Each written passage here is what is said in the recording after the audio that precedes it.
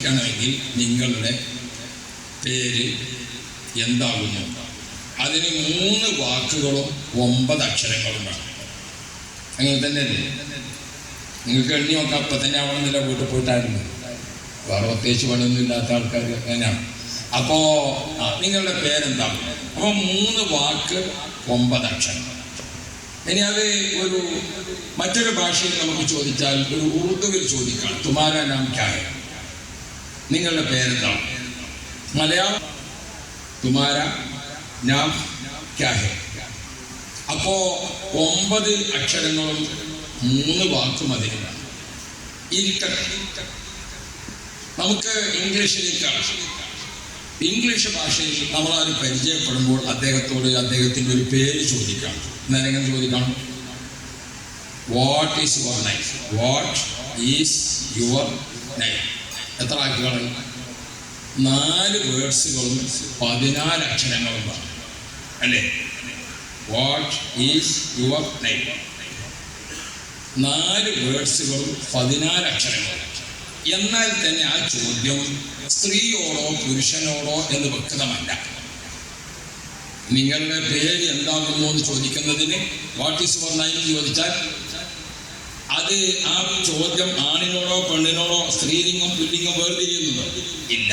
എങ്കിൽ വിശുദ്ധ ഖുർആനിന്റെ ഭാഷയായ അറബി ഒരു സ്നേഹിതനോട് ഈ 14 അക്ഷരങ്ങളും 4 വേർഡ്സുകളും ആവശ്യമുള്ള സ്ഥാനത്ത് വിശുദ്ധ ഖുർആനിന്റെ അറബി ഭാഷയിൽ ചോദിച്ചാൽ ഒറ്റ വാക്ക് 5 അക്ഷരം. ചോദ്യം ആണിനോടോ പെണ്ണിനോടോ എന്ന് വ്യക്തമാണ്. മസ്മുക, എടോ പുരുഷ നിന്റെ പേരെന്താ?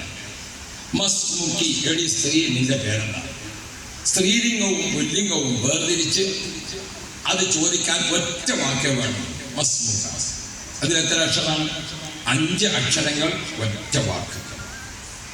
വിശുദ്ധ ഖുർആനിന്റെ ഭാഷയെ നാം പ്രത്യേകമായി മനസ്സിലാക്കി. ആ അറബി ഭാഷയിലെ സാഹിത്യ സമ്പൽ സമൃദ്ധമായ ആശയങ്ങളെ വിശുദ്ധ ഖുർആനിൽ നിന്ന് ധാരാളമായി വ്യാഖ്യാതാക്കൾ രേഖപ്പെടുത്തി വെച്ചിട്ടുണ്ട്. അത് ഖുർആനിന്റെ ഒരു വല്ലാത്ത സാഹിത്യം.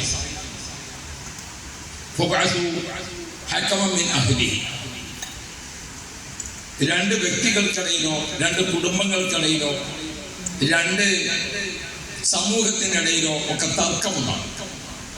അങ്ങനെ ഒരു തർക്കം വരുമ്പോൾ ആ തർക്കത്തെ ഇടപെട്ടുകൊണ്ട് ആ തർക്കം പരിഹരിക്കാൻ ഇസ്ലാം പറയുന്നു, 2 പക്ഷത്തു നിന്നുമുള്ള ആളുകളെ ചേർത്ത് ഒരു വിധികർത്താവ് അതിലിടപെടണം. അപ്പൊ ആ വിധികർത്താവിനെ കുറിച്ച് പറയുന്ന ആ ഭാഗത്ത് പറയുന്നത് ഹക്കം എന്നാണ്.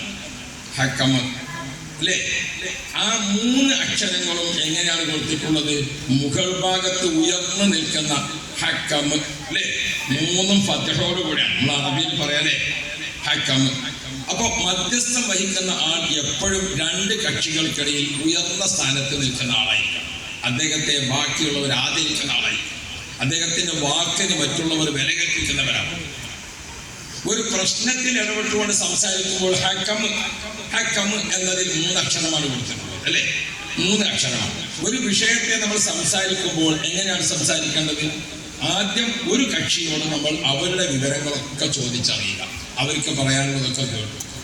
2, അപ്പുറത്തെ കക്ഷിയോട് 2ാം കക്ഷിയോട് പറയാനുള്ളതൊക്കെ ചോദിച്ചറിയുക. 2 അവസരങ്ങളായി.